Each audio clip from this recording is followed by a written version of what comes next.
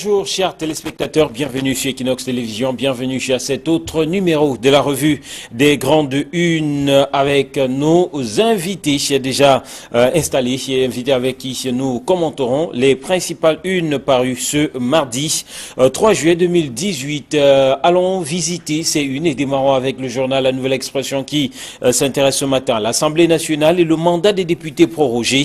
Les députés qui ont adopté le lundi 2 juillet 2018 le projet de loi portant prorogation de leur mandat pour une durée d'un an, un texte auquel les députés du Social Democratic Front se sont opposés. Dans ce journal, la réaction de l'honorable Jean-Michel Nitieux et d'Amadou Ali, vice-premier ministre chargé des assemblées. Amadou Ali est chargé de défendre la prorogation pour le compte du gouvernement qui a mis en avant la raison avancée notamment par le chef de l'État, à savoir le chevauchement de plusieurs scrutins au courant de cette année 2018 pour justifier ce report, cette prorogation autant pour moi.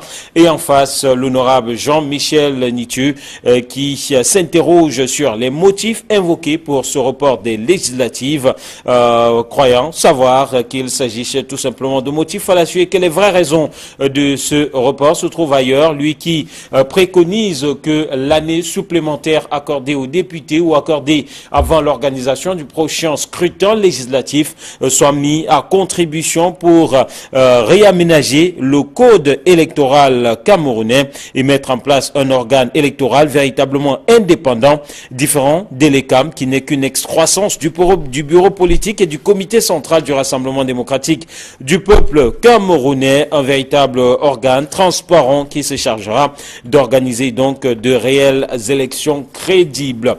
Le journal qui nous parle aussi de la relation entre la FIFA et l'État du Cameroun et notamment de cette loi sur les activités physiques et sportives adoptée, la loi sur le sport adoptée contre vents et marées, et ceci en dépit de la levée de boucliers de quelques députés de l'opposition. Ce projet de loi portant organisation et promotion des activités physiques et sportives a été adopté hier soir dans les coups de 20h à l'hémicycle de Ngoa Ekele. Le journal qui ici propose la réaction justement d'un député de l'opposition, Bapo Lipod, l'honorable, qui pense que le football camerounais est tout simplement pris en otage, un football qui a subi le diktat, un football et un gouvernement camerounais qui subissent le diktat de la Fédération internationale de football association, puisque le Cameroun a choisi de se plier au désiderata de l'instance fêtière du football mondial. Le journal qui nous parle d'un Consamba et de l'hôpital régional envahi, des milliers de malades qui ont assiégé cette structure sanitaire à la faveur d'une campagne de consultation gratuite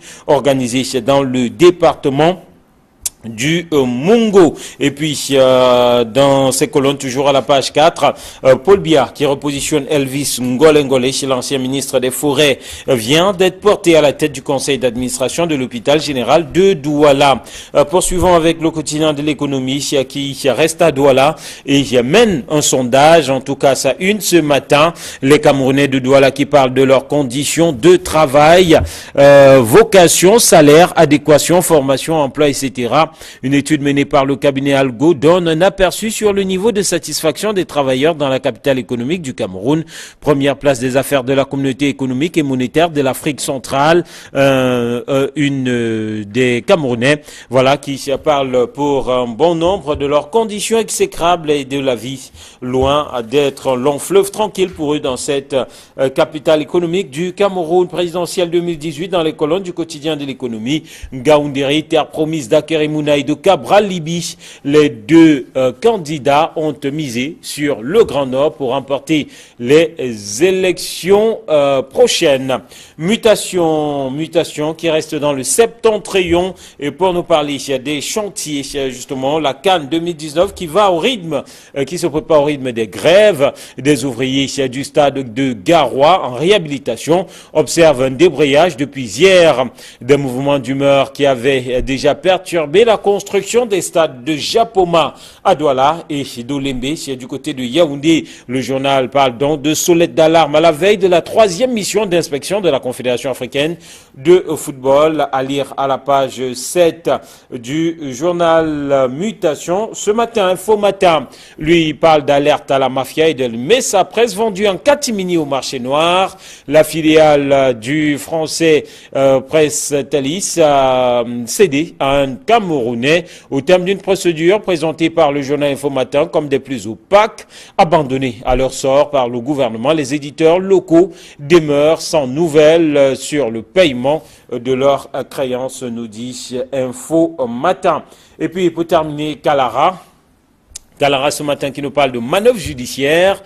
Pierre Désiré Ngo, otage de Fumana Kame au tribunal criminel spécial. L'ancien directeur général de la Caisse nationale de prévoyance sociale est poursuivi pour un détournement imaginaire de 25 milliards de francs CFA et interdit de sortie du territoire. Depuis 2014, les juges multiplient les renvois fantaisistes, dit Kalara, pour couvrir un autre scandale. Contre-attaque, toujours dans les colonnes de Kalara, les ténors du barreau des avocats se mobilisent pour défendre Akerimuna, Yondo Black, Patrice Monté, Alice Com, Claude Assira, une cinquantaine d'hommes en robe noire se constituent contre Amatou Mouna dans l'affaire de succession familiale, l'affaire qui se trouve aujourd'hui en justice. Retrouvons donc nos invités sur ce plateau. Hervé Viard, délice de la Nouvelle Expression, à qui nous disons bonjour. Bonjour Emerson Jomo, bonjour au doyen Camille, bonjour également à tous ceux qui nous regardent ce matin. Bonjour à Camille Nelly, le doyen. Bonjour Marcel Jomo, bonjour Hervé Viard-Ndjélé, je vous retourne à politesse. Bonjour aux téléspectateurs d'Equinox Télévision et un grand bonjour et un grand souhait de rétablissement à mon collègue du mardi, Casimir Désiré Tagny, qui n'est pas du tout en bonne santé, mais qui est certainement en train de nous suivre de son lit. Alice, en pleine convalescence, donc Casimir Désiré Tagny, qui nous souhaite une prompte guérison. Alors, démarrons avec justement Kalara, qui nous parle des ténors du barreau, des avocats qui se mobilisent pour défendre Akerimuna. Des noms sont cités, Yondo Black, entre autres, Yondo Black, donc, Patrice Monté et Claude Assira et bien d'autres. On parle d'une cinquantaine d'avocats qui ont choisi de défendre Akerimuna. Est-ce que pour vous c'est un signal, Camille? Non, mais il est du droit de mettre Akerimuna d'être entouré de conseillers. Bon, quand on dit que des avocats se mobilisent pour défendre Maître Akerimuna est lui-même avocat. Mais parler de mobilisation, moi je pense qu'il a le droit d'avoir autant d'avocats qu'il veut. Mais moi je me souviens d'une véritable mobilisation des avocats. Par exemple, on a vu ici en 1990, quand Maître Yondo Black a été arrêté, c'est tout le barreau qui s'était constitué pour lui. On a vu une mobilisation des avocats. Quand Maître Yondo Black avait été agressé par un Français, Jean-Claude Noble, en 1989, c'est tout le barreau qui était constitué pour Maître Yondo Black. Et justement, en face, il y avait un seul avocat camerounais, c'est Maître Patrice Monté, qui a estimé que le blanc, même s'il a frappé un avocat, a quand même le droit à la défense. Donc, dans le cas d'espèce, ce ne doit pas être surprenant qu'il y ait des avocats pour défendre Maître Akerimuna. Moi, je l'ai toujours dit, l'affaire succession Mouna n'est qu'une affaire de droit commun, de succession, qui ne mérite même pas autant de bruit, autant de brouhaha dans la presse. Moi, je ne sais pas pourquoi les gens sont tellement intéressés. Peut-être parce que quand même, il s'agit là d'un candidat à la prochaine élection présidentielle et un candidat autour de qui tourne beaucoup de choses, autour de qui se disent beaucoup de choses, et forcément la presse qui s'y intéresse, une cinquantaine d'avocats avec des anciens bâtonniers pour défendre Akerimuna dans cette affaire contre Amatou Mouna, nous dit Kalara ce matin. Oui, il faut dire que c'est une forme de trafic d'influence qui est en train de se dresser, parce que quand vous assistez à un procès au tribunal où il n'y a même pas d'espace pour les différentes parties, je vous pose bien la question de savoir où vont se tenir les 50 avocats qui sont mobilisés pour défendre Maître Akerimuna. Vous n'avez qu'à faire un tour dans les prétoires. Certains diront peut-être pour une si petite affaire, et pourtant, oui, peut-être c'est l'envergure. C'est pourquoi je parle de trafic d'influence, parce que quand on va voir en face 50 avocats et pas n'importe lesquels, des avocats capés qu'on connaît sur la scène internationale, on va dire, ah bon, monsieur, voilà d'un monsieur qui est très important, et du coup ça qu'on le veut ou non, influencer psychologiquement et les décisions qui seront prises, et même pourquoi pas ceux qui vont assister à ce procès, que non, vraiment, il faudrait l'alléger pour que le tribunal ne soit pas encombré. Parce que vous savez, les tribunaux ne sont pas en dehors du palais de mais peut-être de certains nouveaux tribunaux qui sont en train d'être construits. Les tribunaux sont exigus. Et quand on dit que là où, en fait, les parties réservées aux différents parties au procès, l'espace est petit, très très exigu. Lors des procès de passé, vous avez vu comment les avocats se cantonnaient. Beaucoup étaient obligés de rester à l'extérieur pour suivre à travers, parce qu'il n'y avait pas d'espace. Vous comprenez que ça devient très compliqué pour gérer. Ça devient très compliqué pour gérer le procès, parce que s'il faut à chaque tour, durant les plaidoiries, qu'on passe la parole à chaque avocat, chacun des avocats qui va intervenir, imaginez la longueur de la procédure, imaginez le temps qu'on va perdre dans cette histoire. Est-ce que finalement ça va compliquer la procédure? Ça peut être perçu comme un bon point pour Akerimuna? Non, j'ai dit que cette affaire est une simple affaire de succession, qui est des avocats, qui est des avocats de grand talent, tel maître Monté, tel maître Yondobla, maître Assira, maître Alisco. Mais on a aussi vu le même maître Assira aller défendre Ayouk Sissi Koutabe avec maître Bernard Mouna. Non, moi je dis c'est une affaire de justice. Dans une affaire de justice, les clients sont défendus par des avocats. Bon, maintenant, je ne suis pas d'accord avec Jerry qui dit que les tribunaux sont petits, 50 avocats pour une si petite affaire, ça va être... Non, c'est pas une question d'encombrement, et puis, ce que vous savez, parce que on s'organise pour les tribunaux. Camille, vous savez vous-même que... On ne laissera pas plaider 50 avocats. Non, vous savez qu'au tribunal, après la cause, quand on va faire l'examination in chief, ou bien la cause examination après, chaque avocat sera obligé de prendre la parole pour se prononcer sur un pan de l'affaire. Imaginez le tout. On va perdre en temps. Parce que vous imaginez que déjà les présidents des tribunaux, on n'en a pas suffisamment chez nous, les juges, on n'en a pas suffisamment. Et quand vous allez au tribunal le matin, vous voyez la pile de dossiers qu'un seul juge va plaider. Imaginez-vous que pour un seul dossier, on va faire passer le tour 50 avocats au niveau des examinations in chief, 50 avocats à la course examination, et que chacun va constituer sa plaidoirie. Messieurs, il y a des audiences qui ont commencé un mercredi et qui sont terminées un jeudi. Ce n'est pas ça le plus important. Voilà. Non, moi je persiste à dire que ce n'est qu'une simple affaire de succession. Laissez les parties en cause se défendre avec leurs moyens de droit. Moi, je pense qu'elles ne méritent même pas autant d'importance. Avançons et évoquons la une justement de la nouvelle expression qui nous parle de l'Assemblée nationale, justement du mandat des députés. Projet d'un an, on va dire, c'est loin finalement d'être une surprise. Écoutez, quand les journaux annoncent cela ce matin, c'est une poste qui est ouverte depuis très très longtemps. Je ne sais pas comment ils sont en train de l'enforcer aujourd'hui. On savait, dès le moment où le président de la République avait introduit la demande justement de cette prorogation, on savait que ça allait être fait d'abord parce que la majorité des élus du RDPC, aussi bien dans l'Assemblée nationale que dans le Sénat, est telle que cette demande ne peut être qu'elle ne peut passer que comme un suppositoire. Maintenant, de l'autre côté, moi je ne sais pas pourquoi les gens font un événement alors qu'on savait très bien qu'avec la décision du président de la République de reporter cette élection à l'année prochaine et d'accorder une rallonge d'un an aux députés, ce n'est pas la première fois, aux députés et aux sénateurs, ce n'est pas la première fois qu'on voit cela au Cameroun. Et puis il faut aussi dire qu'il y a tout de même des raisons objectives qui font que ce n'est pas seulement à cause de l'argent, mais il y a aussi le problème de l'insécurité qui persiste toujours. On ne peut pas valablement... Même si ce n'est pas mis en avant comme raison pour justifier cette prorogation. Il faut dire que c'est aussi une des raisons valables qui puisse pousser Polia à ne pas organiser une élection parce que toutes les conditions de sécurité ne sont pas encore assurées. Moi, je ne sais pas pourquoi les gens sont en train de moudre du grain autour de cela.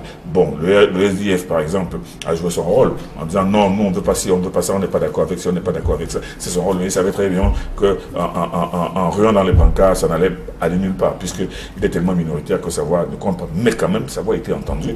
Et il y a des gens qui auraient voulu qu'il y ait élection législative et municipale cette année. Bon, est-ce que vous avez demandé aux conseillers eux-mêmes, aux sénateurs, aux députés et aux maires, est-ce que vous leur avez demandé, est-ce que si on vous alors est-ce que vous êtes contents? Non, il y en a qui sont contents. En tout cas, au Social Democratic Front, Jean-Michel Nitiu, qui a repris ce matin dans les colonnes de la nouvelle expression, estime qu'il faudrait mettre cette année supplémentaire à contribution pour toiletter les textes, pour mettre sur pied un véritable code électoral équitable et surtout un organe en charge d'organiser des élections qui sera moins contesté que les CAM, qui, selon lui, n'est que l'émanation de l'administration, Hervé Viard. Oui, c'est vrai que les plaintes dans ce sens ont été toujours posées et entendues d'ailleurs, sauf que il n'y a pas toujours des moyens mis sur pied pour éviter que ces plaintes se multiplient. C'est vrai qu'aujourd'hui, on commence très tôt à penser les CAM d'être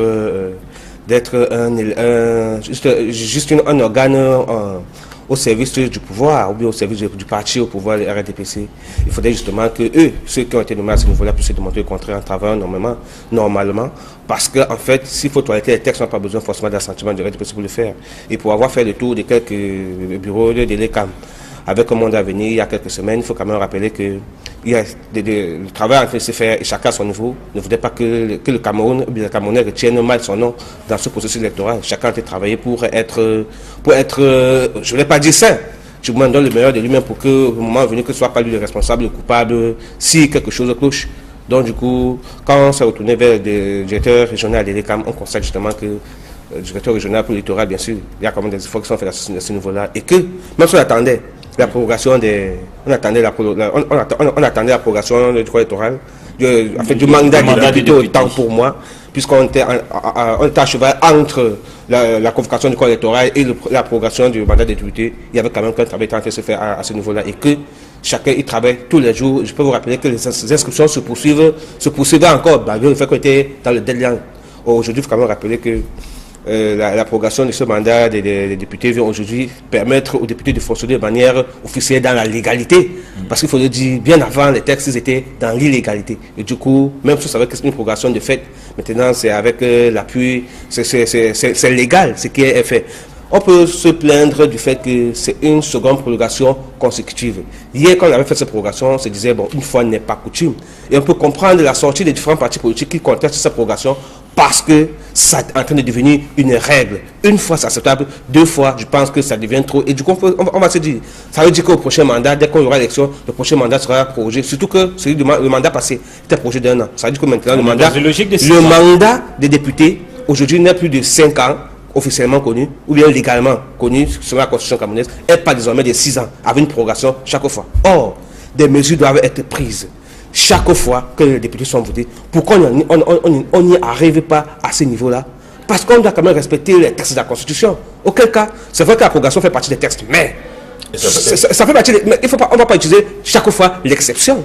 Oui, parce que les cas d'exception, il ne faudrait pas utiliser chaque fois. Mais relève aussi du pouvoir régalien des chefs d'État. Je ne dis pas non, sauf que quand on respecte, quand ce pouvoir régalien du chef d'État, mais on ne doit pas toujours le faire. Une fois on accepte, deux fois, non, parce que quand on gère, on prévoit. Et je pense que c'est à ce niveau-là que tout se passe. Et c'est ce que dit justement Jean-Michel Nithieu, gouverner, c'est anticiper, c'est prévoir. Et dans la perspective de l'organisation d'une prochaine élection législative dans un an, qu'est-ce qui fondamentalement pourrait changer sur les 365 jours supplémentaires accordés en termes de mandat à ces députés? Non, mais Jean-Michel Nithieu l'a dit, il l'a dit suffisamment. Ce temps pourrait être exploité effectivement pour toiletter davantage des textes, essayer de Est-ce que ce sera fait? Pourquoi pas?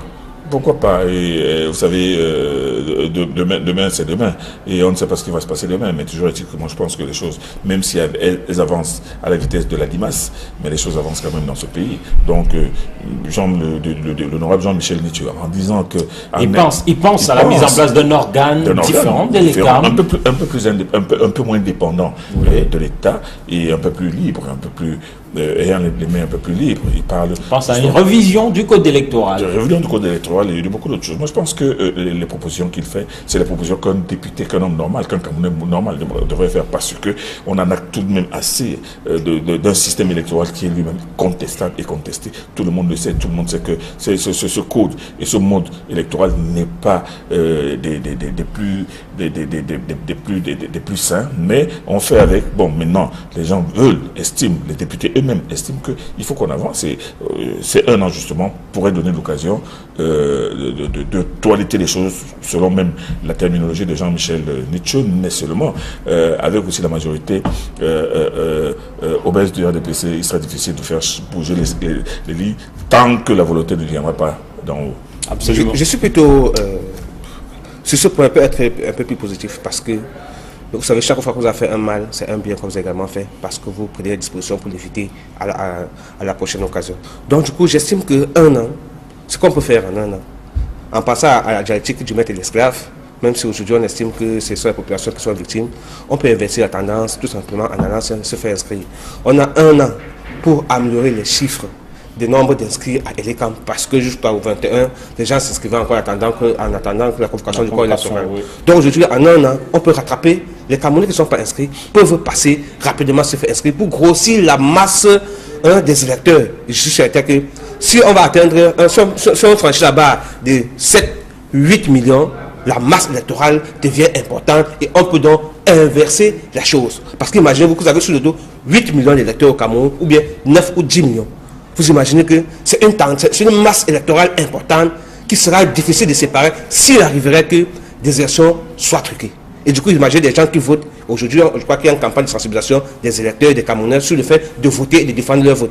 Imaginez que un bureau de vote soit assiégé par 500 personnes, 1000 personnes. Vraiment, je pense que ceux même qui ont la charge de gérer les élections, les responsables de l'ECAM, pourront rien modifier parce qu'ils savent qu'il y a péril en demeure. Un suivi. Il y a péril en demeure. Alors, donc, du coup, c'est également une bonne chose. C'est déjà fait. On peut surfer au moins sur cette ligne-là pour dire ok, vraiment, allons nous inscrire pour changer les choses parce que c'est dans les urnes qu'on change tout malgré la volonté de tous ceux qui y sont. Alors, Info Matin, lui, je nous parle ce matin de l'alerte à la mafia de Mesa Presse vendue en catimini au marché noir. Information que refute de nombreux directeurs de publication qui estiment que la procédure de liquidation de cette branche de la filiale française a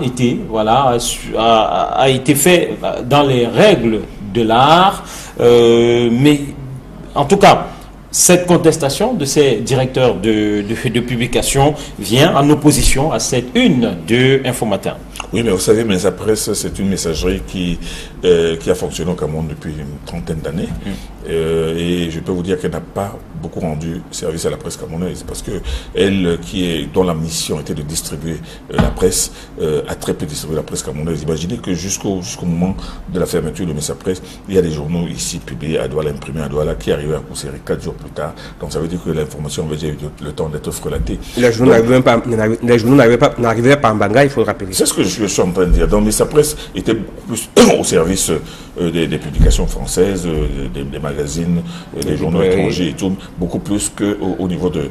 C'est pour cela, c'est l'une des raisons d'ailleurs pour lesquelles la presse au Cameroun ne se porte si mal. C'est l'une des raisons pour lesquelles le tirage des journaux ici, des quotidiens, ne dépasse pas 3 ou 4 000 exemplaires. Donc au moment où Mesa Presse, à cause de sa propre turpitude, à cause de son incapacité à assurer la mission qu'elle avait, elle a été obligée de mourir de sa belle mort. Maintenant, qu'elle soit vendue aujourd'hui, je ne sais pas pourquoi les gens s'intéressent aux conditions de sa cession, ce qui n'est pas important, et que l'on nous parle de recapitalisation de 1 ou 200 millions de francs, c'est insignifiant pour une messagerie qui a la vocation de distribuer couvrir le territoire. Non, c'est impossible. Donc moi, je dis que ce n'est même pas important. C'est une histoire qui ne regarde que ceux qui veulent couper les cheveux en quatre et se dire que Mesa Presse, encore Mesa Presse ou pas Mesa Presse. Déjà, en attendant, depuis que Mesa Presse ne fonctionne pas, vous savez très bien que c'est à la diable que les directeurs de publication distribuent eux-mêmes leurs journaux, et bien les confient, ils ont confié à une messagerie dirigée par un confrère. Mais toujours est-il qu'on recherche toujours la solution.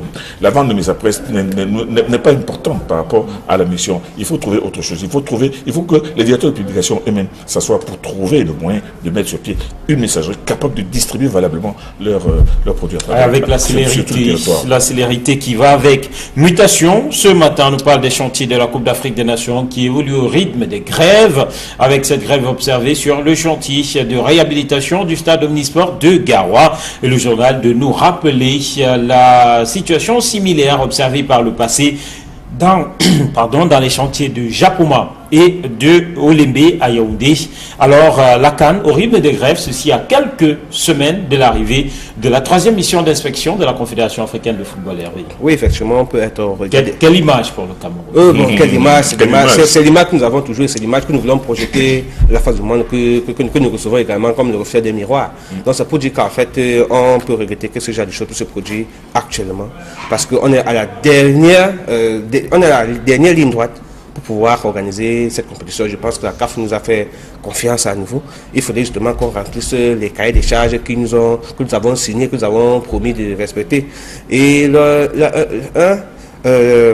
survenance des grèves sur les chantiers n'est pas là pour augurer des lendemains meilleurs pour cette compétition parce qu'en fait, il faudrait que le Cameroun qui n'a pas organisé la CAN depuis plus d'une trentaine d'années. Il faut dire la dernière quarantaine, oui, plus d'une quarantaine d'années. Oui, il faut quand même dire que c'est depuis 1972 qu'on a organisé la première.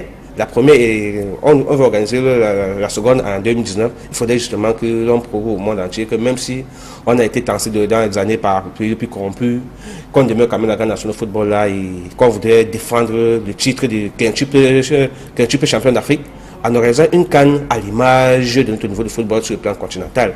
Et du coup, pour y parvenir, il faudrait justement que ces choses ne se reproduisent plus. On a vu ce qui s'est passé à Japon. Je pense qu'avec l'intervention des membres du gouvernement dans la gestion de cette crise, qui ont titillé un peu les responsables des différentes structures en construction, je pense que les choses ont été rapidement remises à l'ordre, sont revenues rapidement à l'ordre. La preuve, aujourd'hui, quand vous passez du côté japonais, vous appréciez la célérité avec laquelle le chantier est en train d'avancer. Même chose du côté de Yaoundé, maintenant à Garoua, il faudrait justement que le même son de cloche soit sur ce côté-là, afin que non seulement on travaille jour et nuit, mais que l'on rémunère les salariés camerounais qui sont embauchés dans ces différents chantiers, parce qu'il s'agit d'un problème de conditions de travail et de vie.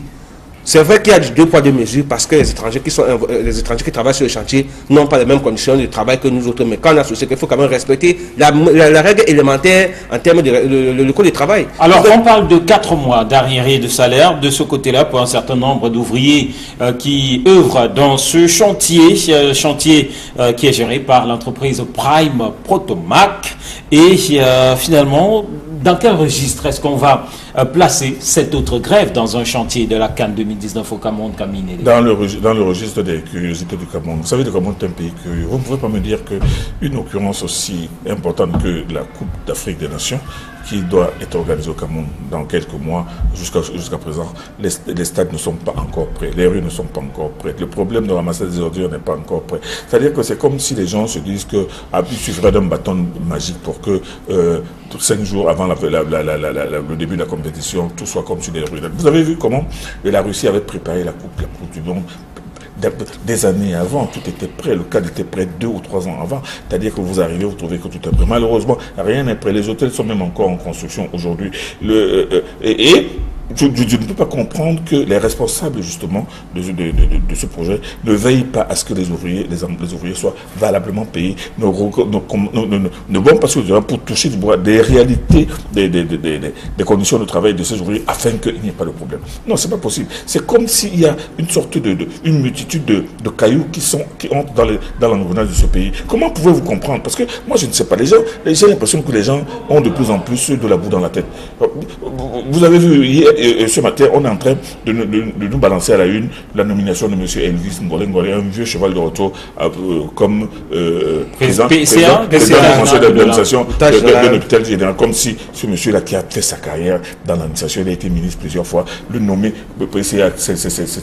c'est une urgence. Alors que nous avons le cas d'un ministre qui cumule encore les fonctions de directeur général. 3 mois après avoir été nommé ministre, c'est comme si personne ne pense à remplacer ce ministre. C'est comme si au moment où le président de la République avait décidé de le nommer ministre, de nommer ce directeur général, de laisser début ministre, et on n'avait pas pensé à dire que bon, maintenant on enlève, on met qui à la place. 3 mois plus tard, le gars cumule encore, alors que nous sommes tous en pleine campagne contre les cumuls dans ce pays. Non, c'est des choses incompréhensibles. Les choses qui se passent dans ce pays, on se demande même si les gens font exprès ou sont complètement perdus, ou sont dans des bulles. Ce chantier, même, vous ne pouvez pas imaginer que le chantier du stade qui va porter le nom du président de la République, les gens ne veillent pas à ce qu'il n'y ait même pas un seul couac. Mais on entend des bruits de grève. Non, c'est incroyable. Ça, c'est des choses qui nous font nous demander mais qu'est-ce qui se passe même exactement au Cameroun? Qu'est-ce qui se passe au sommet? Qu'est-ce qui se passe entre le sommet et le bas? Il y a quelque chose qui ne va pas. allez, il y a quelque chose qui ne va pas et les grèves se multiplient. La nouvelle expression, toujours en sport, nous parle du visage de l'Africa Foot qui se dessine avec non seulement la loi, avec notamment donc cette loi sur les activités physiques et sportives qui a été finalement adoptée à l'Assemblée nationale malgré la levée de boucliers de nombreux députés qui pensent que eh bien, le Cameroun a une fois encore subi le diktat et cette fois-ci il s'agit du gouvernement qui a subi le diktat de la FIFA dans cette affaire, Hervé Villard. Oui, il faut dire quand même que on regrette du moins que cela arrive une fois de plus qu'un État tout puissant comme le Cameroun, souverain, puisse être à nouveau manipulé ou du moins influencé par la FIFA, parce que vous savez, c'est vrai que le football fait partie des sports qui ont fait la promotion du Cameroun sur le plan international, mieux que notre diplomatie. Oui, c'est vrai. Mais sauf que le football n'est qu'un élément, un élément, je voulais dire, même minimisable dans la construction de tout l'État du Cameroun, il faut le connaître. Parce que c'est vrai que le football, les Camerounais sont fans de football, les Camerounais aiment le football. Le football permet vraiment à un pays, certainement, d'avoir quelques infrastructures, sauf que le football, honnêtement, pas encore développé aucun pays. Ça rapporte quelques devises, oui, quelques devises, quand on est bien organisé. Mais au contraire, depuis 5 ans, au Cameroun, depuis 10 ans, le football n'a que créé la crise, amené la zizanie. Dans des pays sérieux, on aurait même suspendu cette fédération. On suspend la fédération, on dit que vraiment pour l'instant, arrêtez d'abord, on a les choses les plus importantes parce que le football ne nourrit pas. C'est vrai qu'il y a quelques personnes qui profitent de ça, quelques personnes. Pour vous, on a subi le diktat de la FIFA, parce que vous vous souvenez que l'Assemblée générale, adoptive qui adoptive pour valider les textes dont on a demandé la relecture et la réécriture. L'Assemblée d'adoption des textes devait avoir lieu. Sauf que, parce que cette loi a encore été là, elle n'était pas modifiée, la FIFA a demandé qu'on suspende l'Assemblée générale en attendant que les députés se prononcent sur l'adoption de cette loi. La modification de cette loi. Et c'est ce qui a été fait. Du coup, l'Assemblée générale adoptive qui devait avoir lieu n'a plus eu lieu. La loi était projetée, donc vous êtes censé sûr que dans les jours à venir, le président côté de normalisation va vous annoncer une prochaine date pour l'organisation de l'Assemblée générale. Hervé Villard, quand vous faites partie d'une association, vous devez respecter les normes, et vous respectez les règlements de cette association. Si le Cameroun veut rester dans la FIFA, le Cameroun se conforme. Vous avez entendu combien de pays au monde qui ont des comités de normalisation? Non, dites-moi, combien de pays au monde membres de la FIFA ont des comités, sont gérés par des comités de normalisation au niveau de leur fédération de football? Ce sont des cas d'exception, Kabine. Mais des cas d'exception.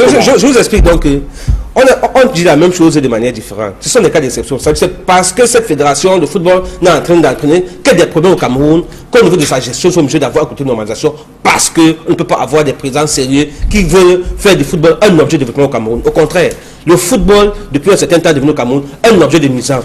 Au point où des amis hier qui mangeaient à la même table sont devenus des ennemis, ne peuvent plus boire, ne peuvent plus partager la même coupe, parce que pour des guerres d'intérêt. Et quel intérêt? L'intérêt qui ne sert pas le football, l'intérêt qui est égoïste et personnel. Si encore ce football permet au Cameroun d'être émancipé, de grandir, permettant aux jeunes Camerounais au moins de gagner leur vie via ce qu'ils aiment le sport, comme ça se fait partout, on prierait à ce que ce football soit développé chez nous. Curieusement, ce sont des opérations, des guerres qui se passent. Et du coup, la loi qu'on vient d'adopter est une occasion de... Ne soyez pas surpris qu'on se retrouve encore au TAS, parce que dès que les élections sont organisées, on dit que non, telle loi ne fonctionne pas comme ça. C'est vrai qu'il non, pas le dictat du TAS. Vous savez, quand la fédération, le ministère des Sports va s'ingérer dans la gestion des affaires du football, de la fédération camerounaise de football, on va vous dire que la FIFA, que les fédérations sont souveraines. Donc du coup, ne rendez compte qu'à la FIFA. Du coup, dès que vous ingérez, vous êtes... dans la nouvelle loi, dans la nouvelle loi, c'est au ministère, sans que je me trompe, c'est au ministère qui va gérer les litiges. Pourtant, vous avez un comité national olympique, vous avez également au Cameroun, en tout cas, il fallait qui gère tout cela. Il fallait d'une façon ou d'une autre anéantir la chambre de conciliation et d'arbitrage du comité national olympique et sportif. Et je vous rappelle que je vous annonce dans les prochains jours la sortie du CEO. Comité international olympique qui va sortir par rapport à cela pour vous dire, monsieur, il ne faut pas créer ce plan international, une instance pour gérer les affaires du sport. Attendons voir.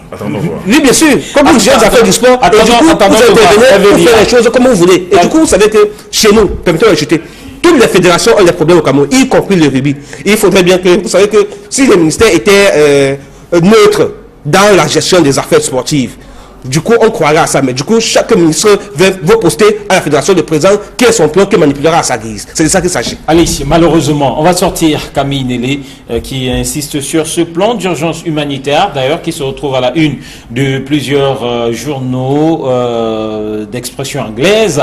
Et Douala, voilà, qui a cotisé. Non, je n'insiste pas. Je constate tout simplement que Douala est au sommet du haut parade. Bravo au gouverneur Yvan Dubois qui a réussi à faire cotiser plus de 229 millions. C'est-à-dire que pour le moment, c'est la région du Torrent qui est en tête. C'est normal, c'est le poumon économique. Dans le Niangui national, et encore on dit que c'est pas terminé. C'est le poumon économique. Alors, on va dire que certains journaux, notamment The Guardian Post, reprennent les dires de certains sénateurs SDF qui pensent que c'est une opération vouée à l'échec. Nous y reviendrons. Merci à Véviard Délé, merci Camille Nélé, merci à vous qui adressez à notre compagnie. Madame, monsieur, demain sera notre jour. Nous serons là pour notre numéro de la revue des grandes unes. Entre-temps, nous vous souhaitons de passer une bonne journée en compagnie des programmes d'Equinox Télévision. Au revoir.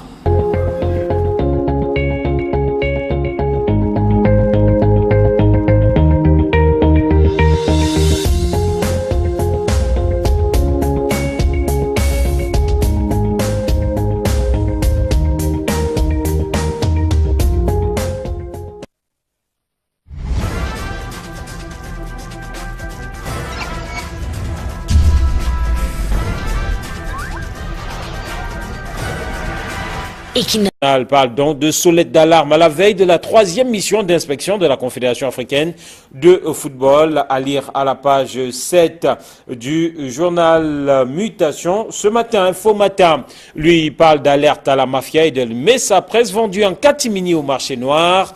La filiale du français Presse Thalys a cédé à un Camerounais au terme d'une procédure présentée par le journal Info Matin comme des plus opaques, abandonnés à leur sort par le gouvernement. Les éditeurs locaux demeurent sans nouvelles sur le paiement de leurs créances, nous dit Info Matin. Et puis pour terminer, Kalara ce matin qui nous parle de manœuvre judiciaire. Pierre Désiré Ngo, otage de Fumana Kame au tribunal criminel spécial. L'ancien directeur général de la Caisse nationale de prévoyance sociale est poursuivi pour un détournement imaginaire de 25 milliards de francs CFA et interdit de sortie du territoire depuis 2014. Les juges multiplient les renvois fantaisistes, dit Kalara, pour couvrir un autre scandale. Contre-attaque, toujours dans les colonnes de Kalara, les ténors du barreau des avocats se mobilisent pour défendre Akeremouna, Yondo Black, Patrice Monté, Alice Com, Claude Assira. Une cinquantaine d'hommes en robe noire se constituent contre Amatoutou Mouna dans l'affaire de succession familiale, l'affaire qui se trouve aujourd'hui en justice. Retrouvons donc nos invités sur ce plateau. Hervé Viard Délicia de la Nouvelle Expression, à qui nous disons bonjour. Bonjour Emerson Jomo, bonjour au doyen Camille, bonjour également à tous ceux qui nous regardent ce matin. Bonjour à Camille Nélé, le doyen. Bonjour Marcel Jomo, bonjour Hervé Viard Délé, je vous retourne à politesse. Bonjour aux téléspectateurs d'Equinox Télévision et un grand bonjour et un grand souhait de rétablissement à mon collègue du mardi, Casimir Désiré Tagny, qui n'est pas du tout en bonne santé, mais qui est certainement en train de nous suivre de son lit. Alice, en pleine convalescence, donc Casimir Désiré Tagny, qui nous souhaite une prompte guérison. Alors, démarrons avec justement Kalara, qui nous parle des ténors du barreau, des avocats qui se mobilisent pour défendre Akeremouna. Des noms sont cités, Yondo Black, entre autres, Yondo Black, donc, Patrice Monté et Claude Assira et bien d'autres. On parle d'une cinquantaine d'avocats qui ont choisi de défendre Akeremouna. Est-ce que pour vous c'est un signal, Camille Nélé? Non, mais il est du droit de mettre Akeremouna d'être entouré de conseillers. Bon, quand on dit que des avocats se mobilisent pour défendre Maître Akeremouna est lui-même avocat. Mais parler de mobilisation, moi je pense qu'il a le droit d'avoir autant d'avocats qu'il veut. Mais moi je me souviens d'une véritable mobilisation des avocats. Par exemple, on a vu ici en 1990, quand Maître Yondo Black a été arrêté, c'est tout le barreau qui s'était constitué pour lui. On a vu une mobilisation des avocats. Quand Maître Noblac avait été agressé par un Français, Jean-Claude Noble, en 1989, c'est tout le barreau qui était constitué pour Maître Noblac. Et justement, en face, il y avait un seul avocat camerounais, c'est Maître Patrice Monté, qui a estimé que le blanc, même s'il a frappé un avocat, a quand même le droit à la défense. Donc, dans le cas d'espèce, ce ne doit pas être surprenant qu'il y ait des avocats pour défendre Maître Akeya Mouna. Moi, je l'ai toujours dit, l'affaire succession Mouna n'est qu'une affaire de droit commun, de succession, qui ne mérite même pas autant de bruit, autant de brouhaha dans la presse. Moi, je ne sais pas pourquoi les gens sont tellement intéressés. Peut-être parce que quand même, il s'agit là d'un candidat à la prochaine élection présidentielle et un candidat autour de qui tourne beaucoup de choses, autour de qui se disent beaucoup de choses, et forcément la presse qui s'y intéresse, une cinquantaine d'avocats avec des anciens bâtonniers pour défendre Akeya Mouna dans cette affaire contre Amatoutou Mouna, nous dit Kalara ce matin. Oui, il faut dire que c'est une forme de trafic d'influence qui est en train de se dresser parce que quand vous assistez à un procès au tribunal où il n'y a même pas d'espace pour les différentes parties, je vous pose bien la question de savoir où vont se tenir les 50 avocats qui sont mobilisés pour défendre Maître Akeya Mouna.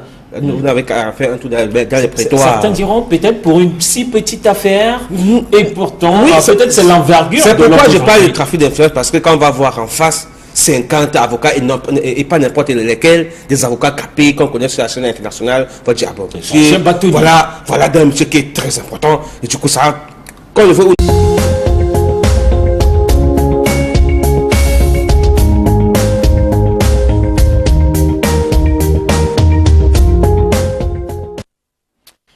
Bonjour chers téléspectateurs, bienvenue chez Equinox Télévision, bienvenue chez cet autre numéro de la revue des grandes unes avec nos invités déjà installés, invités avec qui nous commenterons les principales unes parues ce mardi 3 juillet 2018.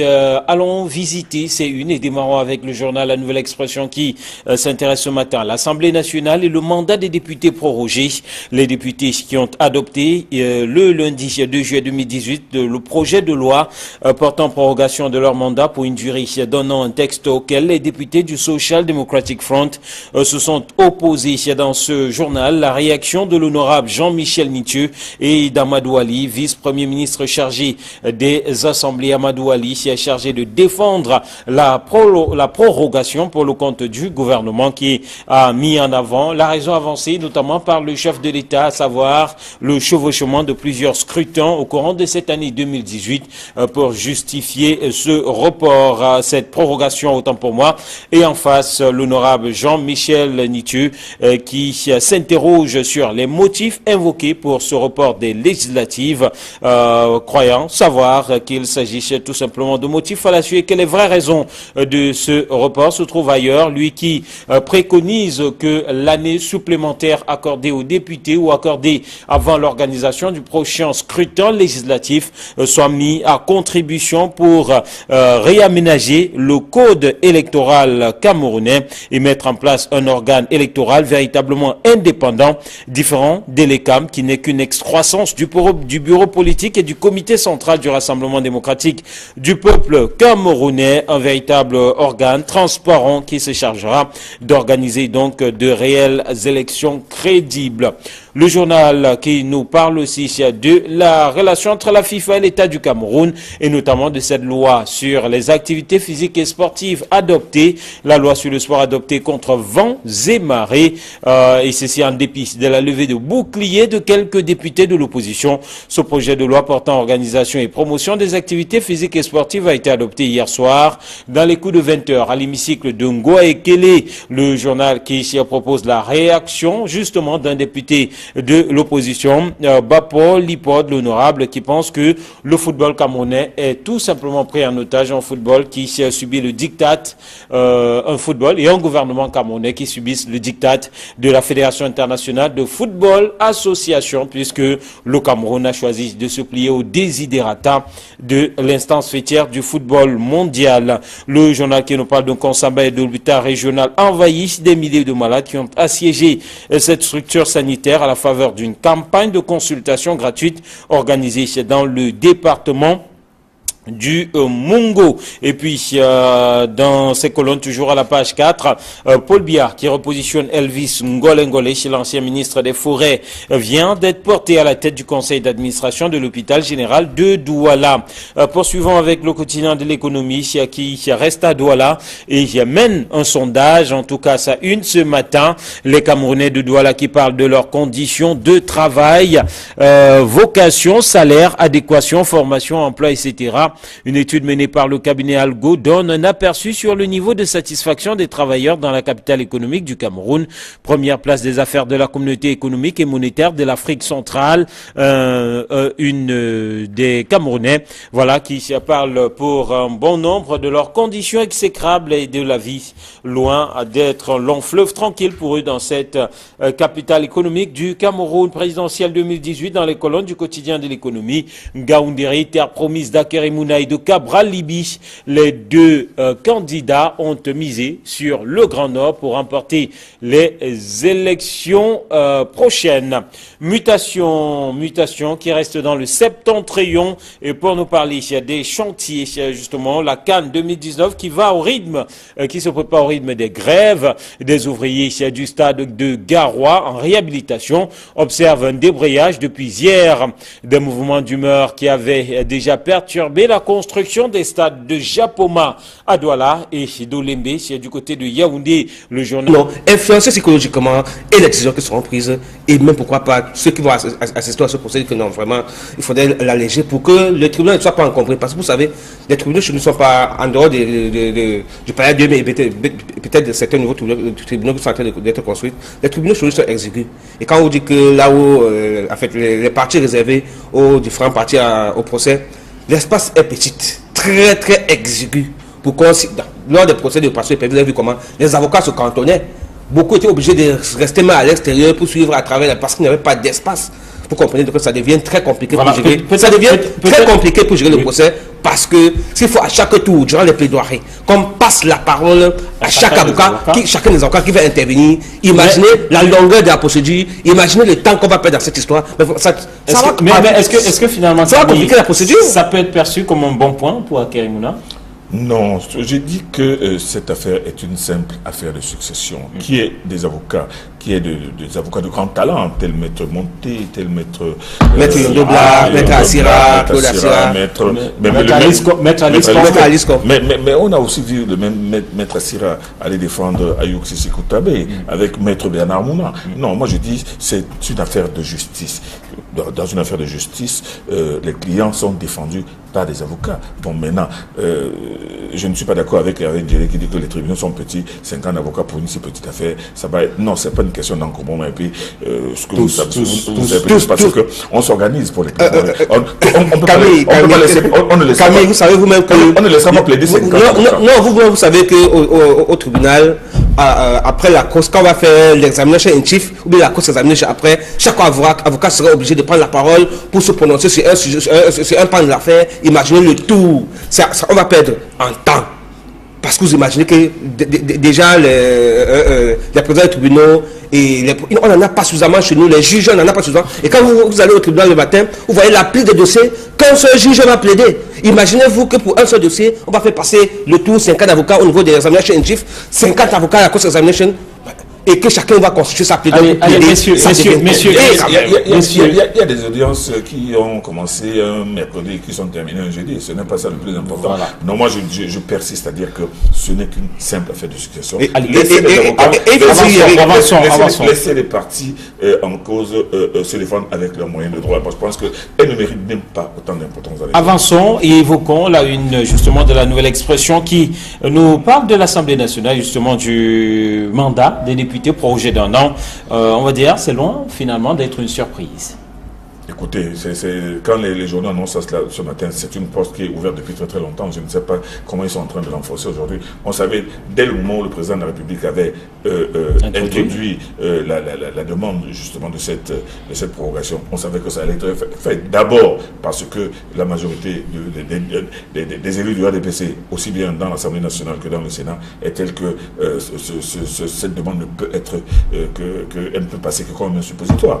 Maintenant, de l'autre côté, moi je ne sais pas pourquoi les gens en font un événement, alors qu'on savait très bien qu'avec la décision du président de la République de reporter cette élection à l'année prochaine et d'accorder une rallonge d'un an aux députés, ce n'est pas la première fois, aux députés et aux sénateurs, ce n'est pas la première fois qu'on voit cela au Cameroun. Et puis il faut aussi dire qu'il y a tout de même des raisons objectives qui font que ce n'est pas seulement à cause de l'argent, mais il y a aussi le problème de l'insécurité qui persiste toujours. On ne peut pas valablement... Même si ce n'est pas mis en avant comme raison pour justifier cette prorogation. Il faut dire que c'est aussi une des raisons valables qui puisse pousser Paul-Biya à ne pas organiser une élection, parce que toutes les conditions de sécurité ne sont pas encore assurées. Moi, je ne sais pas pourquoi les gens sont en train de moudre du grain autour de cela. Bon, le SDF, par exemple, a joué son rôle en disant non, nous on ne veut pas ci, on ne veut pas ça, on n'est pas d'accord avec ça, on n'est pas d'accord avec ça. C'est son rôle, mais il savait très bien qu'en ruant dans les brancards, ça n'allait aller nulle part, puisqu'il est tellement minoritaire que sa voix ne compte pas. Mais quand même, sa voix a été entendue. Et il y a des gens qui auraient voulu qu'il y ait élection législative et municipale cette année. Bon, est-ce que vous avez demandé aux conseillers eux-mêmes, aux sénateurs, aux députés et aux maires, est-ce que vous leur avez demandé, est-ce que si on vous relance vraiment, est-ce que vous êtes contents? Non, il y en a qui sont contents. En tout cas, au Social Democratic Front, Jean-Michel Nitiu, qui a repris ce matin dans les colonnes de La Nouvelle Expression, estime qu'il faudrait mettre cette année supplémentaire à contribution pour toiletter les textes, pour mettre... avec aussi la majorité obèse du RDPC, il sera difficile de faire bouger les lits tant que la volonté ne viendra pas d'en haut. Absolument. Je suis plutôt... sur ce point, peut être un peu plus positif, parce que vous savez, chaque fois que vous avez fait un mal, c'est un bien que vous avez également fait, parce que vous prenez des dispositions pour l'éviter à la prochaine occasion.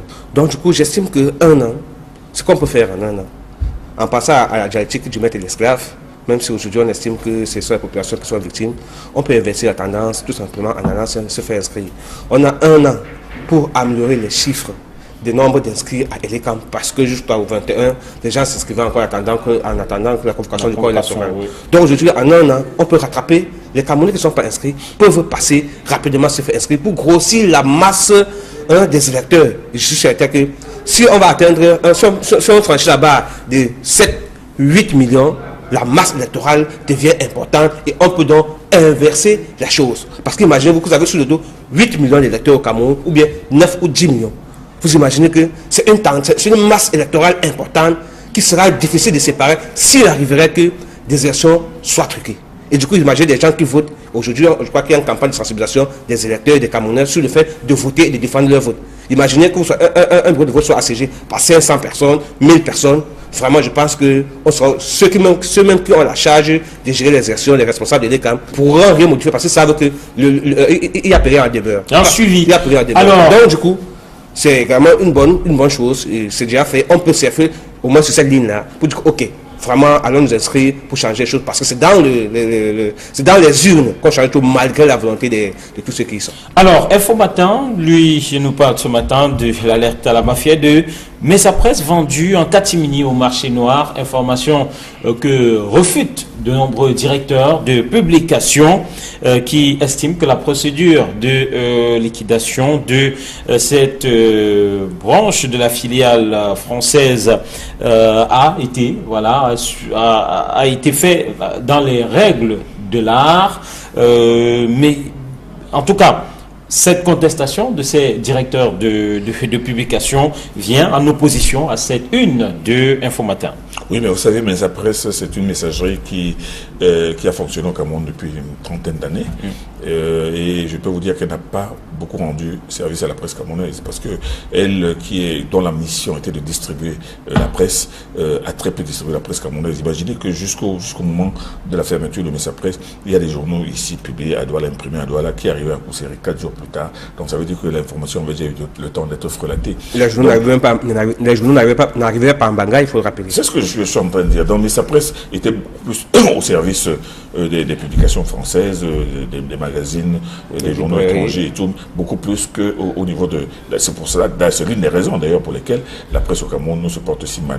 C'est l'une des raisons pour lesquelles le tirage des journaux ici, des quotidiens, ne dépasse pas 3 ou 4 000 exemplaires. Donc au moment où Mesa Presse à cause de sa propre turpitude, à cause de son incapacité à assurer la mission qu'elle avait, elle a été obligée de mourir de sa belle mort. Maintenant, qu'elle soit vendue aujourd'hui, je ne sais pas pourquoi les gens s'intéressent aux conditions de sa cession, ce qui n'est pas important, et que l'on nous parle de recapitalisation à hauteur de 1 ou 200 millions de francs, c'est insignifiant pour une messagerie qui a la vocation de distribuer couvrir le territoire. Non, c'est impossible. Donc moi je dis que ce n'est même pas important. C'est une histoire qui ne regarde que ceux qui veulent couper les cheveux en quatre et se dire que Messapresse, encore Messapresse ou pas Messapresse. Déjà en attendant, depuis que Messapresse ne fonctionne pas, vous savez très bien que c'est à la diable que les directeurs de publication distribuent eux-mêmes leurs journaux, et bien ils ont confié à une messagerie dirigée par un confrère. Mais toujours est-il qu'on recherche toujours la solution. La vente de Messapresse n'est pas importante par rapport à la mission. Il faut trouver autre chose. Il faut que les directeurs de publication eux-mêmes s'assoient pour trouver le moyen de mettre sur pied une messagerie capable de distribuer valablement leurs produits à travers avec la célérité qui va avec. Mutation, ce matin, on nous parle des chantiers de la Coupe d'Afrique des Nations qui évoluent au rythme des grèves, avec cette grève observée sur le chantier de réhabilitation du stade Omnisport de Garoua. Et le journal de nous rappeler la situation similaire observée par le passé dans les chantiers de Japoma et de Olembe à Yaoundé. Alors, la CAN, au rythme des grèves, sur pied un véritable code électoral équitable et surtout un organe en charge d'organiser des élections qui sera moins contesté que les CAM, qui, selon lui, n'est que l'émanation de l'administration, Hervé Villard. Oui, c'est vrai que les plaintes dans ce sens ont toujours été posées et entendues d'ailleurs, sauf que il n'y a pas toujours des moyens mis sur pied pour éviter que ces plaintes se multiplient. C'est vrai qu'aujourd'hui, on commence très tôt à penser les CAM d'être juste un organe au service du pouvoir, ou bien au service du parti au pouvoir, le RDPC. Il faudrait justement que ceux qui ont été nommés à ce niveau-là, puissent démontrer le contraire en travaillant normalement.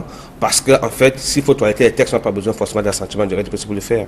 Et pour avoir fait le tour de quelques bureaux de l'ECAM, avec un monde à venir, il y a quelques semaines, il faut quand même rappeler que le travail en train de se faire, et chacun à son niveau, ne voudrait pas que le Cameroun, ou bien le Camerounais retienne mal son nom dans ce processus électoral. Chacun a travaillé pour être, je ne voulais pas dire sain, je me donne le meilleur de lui-même pour que, au moment venu, que ce soit pas lui le responsable, le coupable, si quelque chose cloche.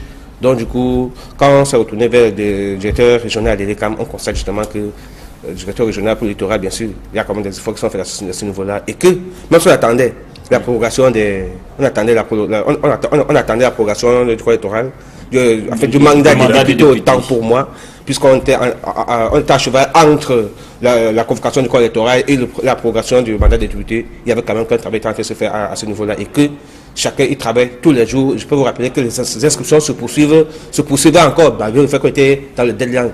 Aujourd'hui, il faut quand même rappeler que la prorogation de ce mandat des députés vient aujourd'hui permettre aux députés de fonctionner de manière officielle dans la légalité. Parce qu'il faut le dire, bien avant, les textes étaient dans l'illégalité. Et du coup, même si ça avait une prorogation de fait, maintenant c'est avec l'appui, c'est légal ce qui est fait. On peut se plaindre du fait que c'est une seconde prolongation consécutive. Hier, quand on avait fait cette prolongation, on se disait, bon, une fois n'est pas coutume. Et on peut comprendre la sortie des différents partis politiques qui contestent cette prolongation parce que ça est en train de devenir une règle. Une fois, c'est acceptable. Deux fois, je pense que ça devient trop. Et du coup, on va se dire, ça veut dire qu'au prochain mandat, dès qu'on aura l'élection, le prochain mandat sera prorogé. Surtout que le mandat passé était prorogé d'1 an. Ça veut dire que maintenant, le mandat des députés, aujourd'hui, n'est plus de 5 ans, officiellement connu, ou bien légalement connu, selon la constitution camerounaise, est pas désormais de 6 ans, avec une prorogation chaque fois. Or, des mesures doivent être prises chaque fois que les députés sont votés. Pourquoi on n'y arrive pas à ce niveau-là? Parce qu'on doit quand même respecter les textes de la Constitution. Auquel cas, c'est vrai que la prorogation fait partie des textes, mais ça fait partie mais on ne va pas utiliser chaque fois l'exception.